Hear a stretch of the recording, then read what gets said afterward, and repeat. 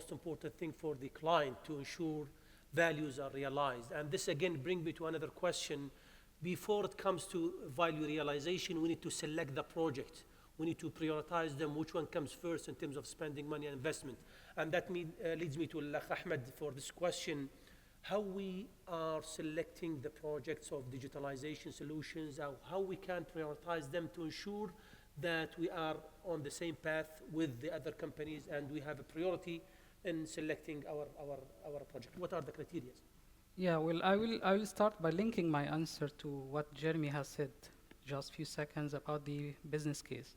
So for any digital transformation projects, the company should start developing a business case. So at the end, we'll have set of business case to evaluate which one we're going to implement, let's say, for the new year, based on the budget we allocate. Right. Then the selection criteria here, usually we have what we call it the profit and effort metrics, right? And I would like to add another dimension here, which is the cost dimension, right? When it comes to the effort dimension here, as we are speaking about the digital transformation, so we understand the first step, first phase is to connect and collect, right? Then you store the data and so on, you continue the other two phases. So for the implementation, what the difficulties you have, you need to be mindful about the connect and collect. So you have to see what sensors you have in place, whether you need to do further investment in acquiring new sensors or not for that specific business case, right? So this represents what we call it the effort required, the effort dimension, correct? Also, you look at the storage capability, whether you need to invest in cloud or whether you store in somewhere else. So this about the readiness dimension or the effort required in your metrics. The second dimension here is about the profit. What I will get from this business case. So basically, as we are all here reliability and asset professionals, then we focus on availability, increasing availability, reducing cost, and also mitigating or minimizing the risk as much as we can, correct? So when we select, we'll select the area for the implementation, which will bring the maximum value across those three aspects, right? So we have to select the assets to develop the criteria for the asset selection or area selection.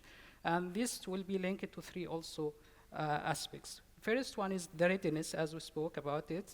The asset should be connected, we should have the sensor, we should have the history or the historical data so we can build the performance trends of the assets. This is about the readiness of the asset. The second dimension is related to the performance of the assets.